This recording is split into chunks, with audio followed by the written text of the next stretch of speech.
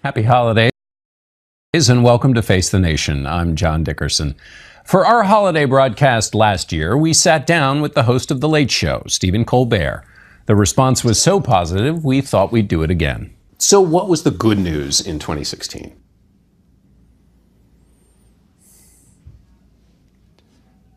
Well, that's a tough one. We just had a bunch of people over for Thanksgiving, and before I gave the blessing, for all the food we were about to eat beforehand, I was thinking, what could I be thankful for? And I was really reminded of how our happiness really comes from our individual relationships. A nation is not its politics. A nation is the relationships between its people. And I was thankful for the people in the room. I was thankful for the people who were not there and could not be there because they were gone. And I was thankful for the children who were growing up beautifully into people that I would want to be with and could entrust our country to. And for the people that I don't agree with, politically. I'm thankful for them as well.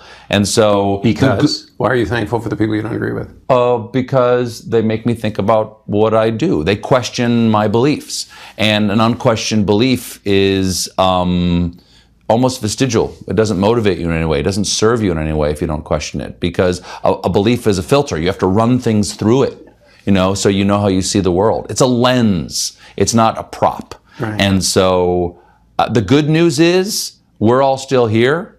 America's a great country. It's all just the relationships they have with each other. That's the important thing, and that's the good news is our ability to love each other and care for each other. And I saw that all through the year.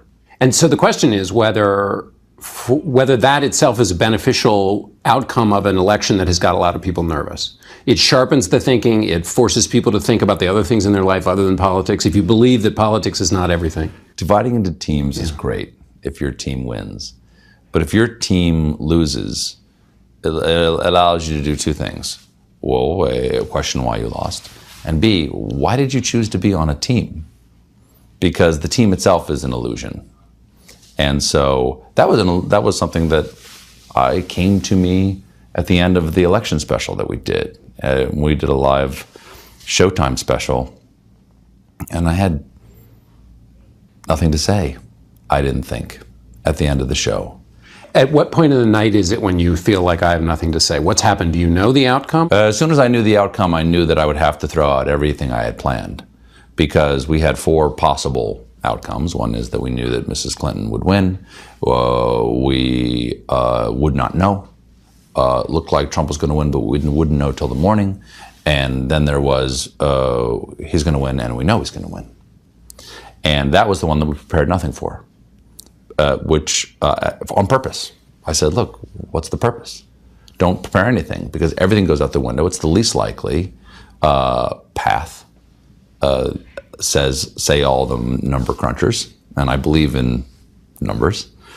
And if it happens, we're going to be doing a show for a group of people who've been hauled into a Chilean soccer stadium to watch people executed. People are going to be very depressed. So anyway, at the very end of it, one of the things that occurred to me to say was that it makes me question picking sides. Because if you look at this like a sport, if you look at like as a battle against your neighbor, you'll choose anything as a knife against the other side.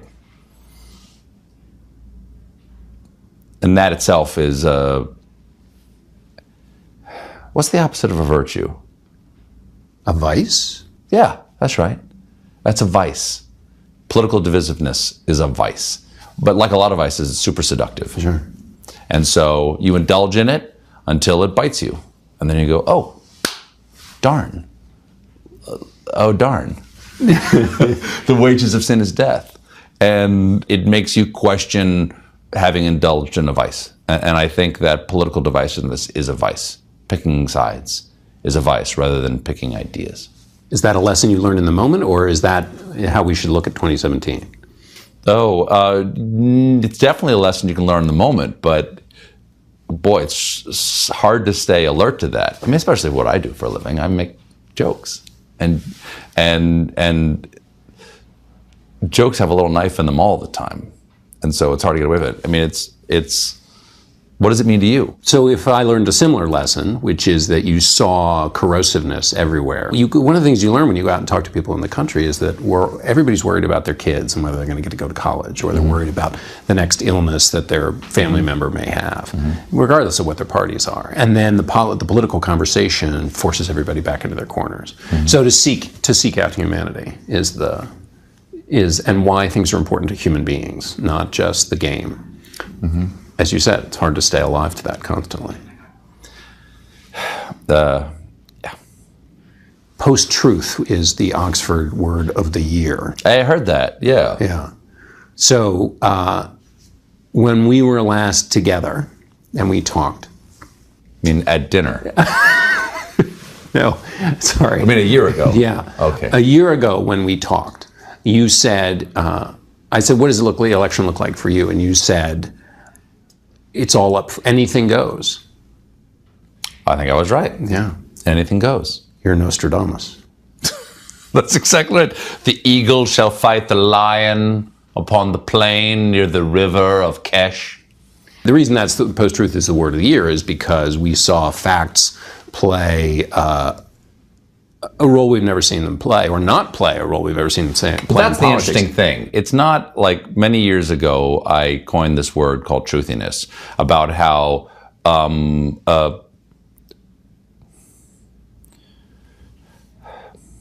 preferring to believe what feels true to you rather than what you know the facts to be. But that's very important to say that you know the facts to be. And then there's post-truth, which is not associated with the facts. Matter of fact, one of Trump's surrogates, Scotty Nell Hughes, said that facts don't matter anymore, that there are no facts. That's truly in a whole new world. That's before God said, let there be light. That's absolute chaos. And that scares me. The idea that facts don't exist anymore is actually scary to me. Whereas if there are no facts anymore, then there's nothing to agree upon. And so if you can't agree, you can't build anything. You got to agree on the measurement of things if you're building a thing. What is 1 kilo? Right. Or 1 cubit. Exactly. What is a cubit? Exactly. You've said, don't get your news from me, meaning you, from your show. I did. I said, get it from John Dickerson. Yeah. Oh, thank you. And that was, I was fishing there, and it was very good. Yeah, I also said Wall Street Journal. Yeah. Well, that was not, you got to throw something else definitely in. Definitely don't get your news from me. But if facts are up for grabs and people are tuning into you, why not get a few facts from you? Because there are better sources than I am. I'm just reading other things. But we try to do jokes that are based on actual facts, because then you can build on them. The great thing about doing jokes about a presidential campaign is that from the conventions till election day, the job gets easier, because there's one story, everybody cares about it, and nobody dies. So it's not tragic. You can make jokes about it. You don't have to explain it to the audience, and everybody's ready for the punchline as soon as you get out there. And so that's the great gift of covering the campaign. And then the more you get away from a centralized news story, the one story in the middle of the cycle, the more you have to explain things to the audience, and the more important it is that you get the facts right. And tell me about writing jokes about Donald Trump.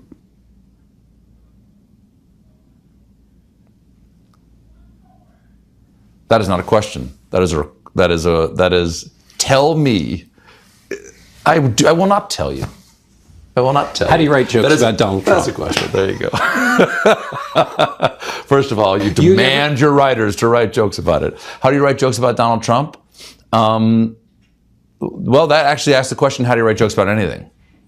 You know, how do you write? And a lot of times, and this is where the conversation gets super boring, because there's nothing more boring than explaining a joke, is that there's something that someone says, and then there's the way they behave. And in between, in that arc is where all the satire lives, you know, or the subversion. Like those two, that there's a little arc in there. And the closer somebody is to the way they behave, the less fun they are to write jokes about. But Donald Trump speaks one way and behaves in another. You know, it's not even 180 degrees. There's some odd oblique angle going on with him. A lot of Donald Trump's critics want, or the Democrats who feel upset want, a kind of meaner humor. Is there a pitch you don't want to swing at when you're writing jokes about Donald Trump? That's an interesting question, because boy, the balls come over the plate with him like shotgun pellets. It's not like one pitch at a time. Like, you look at something that's happening, like, well, which one of those balls are we going to swing at? What he's talking about, or how he's saying it, or who he's saying it to, and what time, and over Twitter. And I think Gingrich called it, like, he gets the press chasing the rabbit. Well, where do you stand? Like, you're in the batter's box. Which one of these do you really want to swing at? And one of the things I had to say the week after Mr. Trump was elected is to say, you have a 4-year story to tell. Don't try to tell it all today. Tell what happened today with jokes. So there's a very long way of saying, is there a pitch I don't want to swing at? The one that's not being thrown. That was almost Zen. Well, that's how good I am, John. You talked about reflecting America and where America is. One of the things that we do is have focus groups. We've done them at Face the Nation. If you had to do a focus group of the kind that we do, what would you ask people? Oh, I would say what makes them most hopeful. What makes you most hopeful? Because, slightly less than half of the voters voted for the president-elect, but it's statistically half of America. And I want to know what makes them most hopeful, and then just keep that in mind as you go forward and go, okay, well, did the person fulfill that hope? What did you learn about interviewing this year? Don't hold a pen. Because I'm not a newsman. I forgot who I was interviewing, and the challenge for me, and maybe the motivation for your question, is that I used to do the show, I used to interview people in character, and I had an agenda. I was going to win the interview, and it was fun to win it. Now I'm myself, so I'm responsible for everything I'm saying, and that made me sort of pull my natural punch in interviews for the first probably 6 months of the show. One of my producers just came out to me and said, it was between two acts. He said, put your pen away.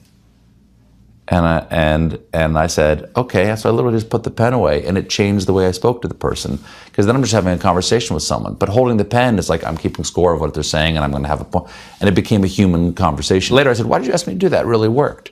And he goes, because you're not the news. You're not even parodying the news. Just put it down. That feels like it has a larger meaning somehow. It does. Yeah. Just be yourself. The pen was the last bit of the armor. Yeah. So, if you had to do Face the Nation, how would you do the show? Just like you. No, we watch it every Sunday. You'll get something extra in your pay packet for that. Thank you very much. Thank you very much. Good. What did you learn doing the show live? We did 2 live weeks for the conventions, and then we did all the debates live, then we did election night live. I was reminded of how important urgency is in writing. And it's not the same thing as anxiety. And there's a fine line between anxiety and urgency. When you know that there probably won't be another draft of this, something clicks inside of you if you have enough experience to do it. And it's not for the faint of heart. You write it right the first time. The joke comes out of you the way you are going to say it. You don't overthink it. And we wrote some of our best shows this year in a matter of a couple of hours, or sometimes like 45 minutes or half an hour. Everyone steps up. And that's what the live show does. It asks, what is the most you are capable of? And it gives you something that's worthy of that effort, which is you're making jokes live about a historical event. If you could take 3 things from this year that gave you joy, they can be anything, what would they be? I spend so much of my time inside this building working on the show that it's hard to divorce like my joy from things that happened this year. Well, that's where you can put that on the list. Oh, I think the night before the election, we had Stevie Wonder on. We had Jon Stewart on, and we basically did a song encouraging people to vote with Javier Munoz from Hamilton, and then Stevie Wonder came on. We have the same birthday, and he sang to me, "Happy birthday to ya," from Hotter Than July, that birthday song. That's probably the most joyful thing that happened in this building this year, because there's nobody like Stevie Wonder. I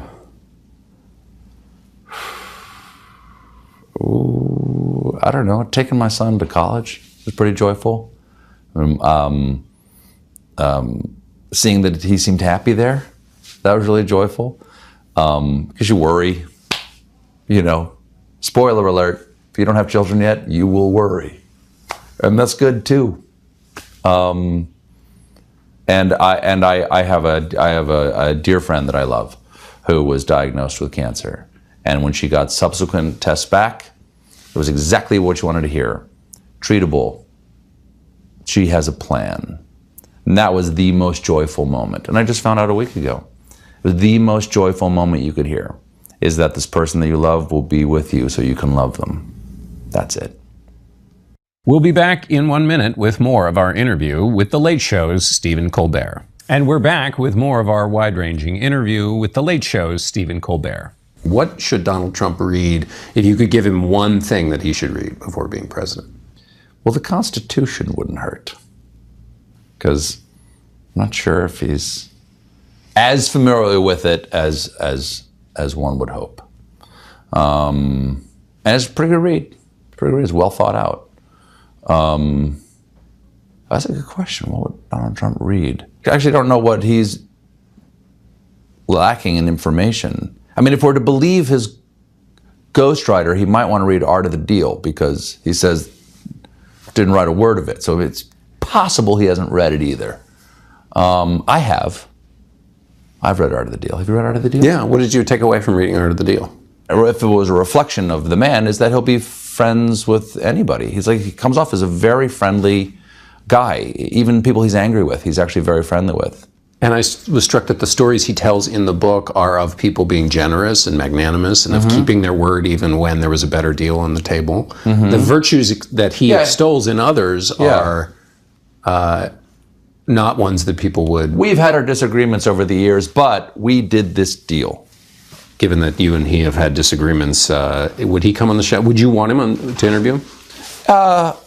I'm not going to say no to the President of the United States.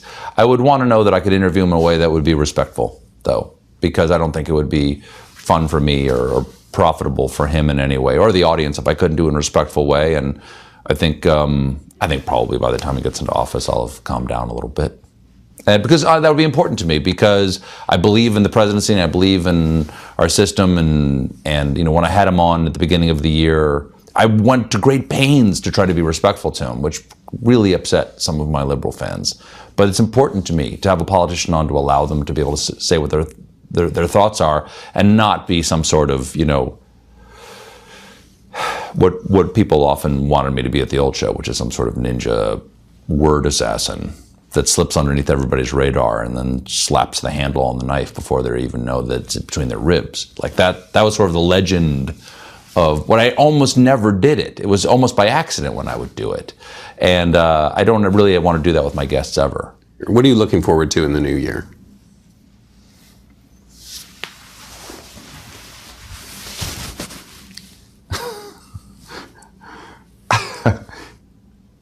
We've been so busy with the election that I think I'm actually going to lose weight over the Christmas holidays, because just the cortisol will leave my body. Just getting enough sleep, I think, is going to at least get me down into my fat pants. When you're fat pants, I can't do the show in sweatpants. I don't think that would look good. How about that? I think that's right. What am I looking forward to? I'm looking forward to be surprised, because that's what you want every day. I want to be surprised. And that's the great thing about Donald Trump, is that, boy, he did surprise a lot of people, didn't he? And every day you would say, can you believe this happened? And then you would go get to tell that story to the audience. And Mr. Trump is such a large figure that he will continue to be, I think, the story that we can tell with jokes on a daily basis, because he keeps breaking rules. Or norms, not rules. He keeps on breaking norms. And the breaking of those norms is such a surprising thing that it's like a firecracker every day. And you get to report on the sound of that firecracker every day. People have asked me before, aren't you a little glad that Donald Trump was elected? And they go, well, like, yeah, but as a comedian, sure, but I value something more than the joke I'm about to tell. But now I have no choice but to actually enjoy this incredible gift every day that Mr. Trump will be. I'm going on in half an hour as you. What do I have to know? You can't teach me everything.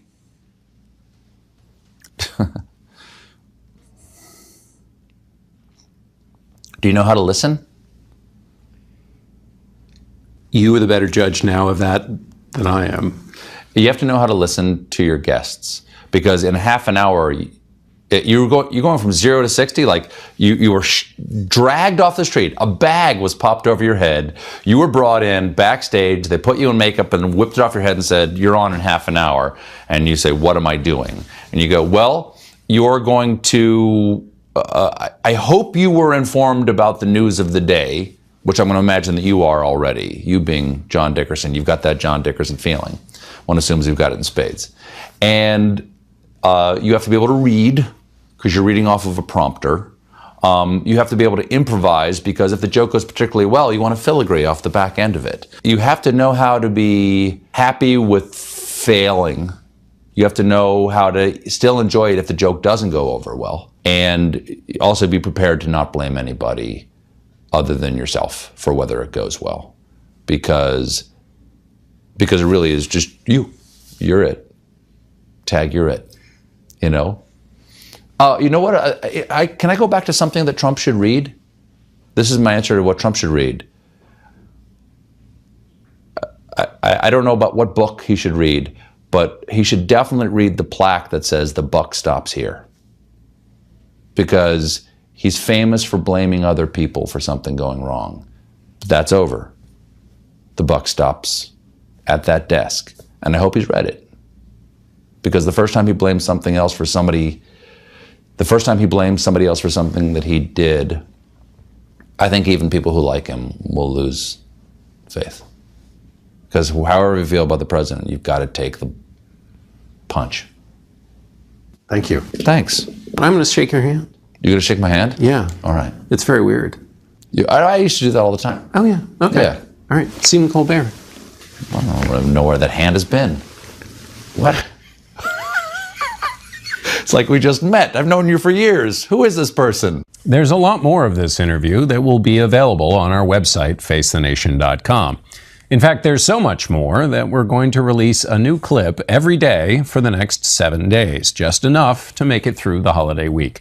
So for our 7 days of Stephen Colbert, go to our website or Twitter or Facebook for those clips.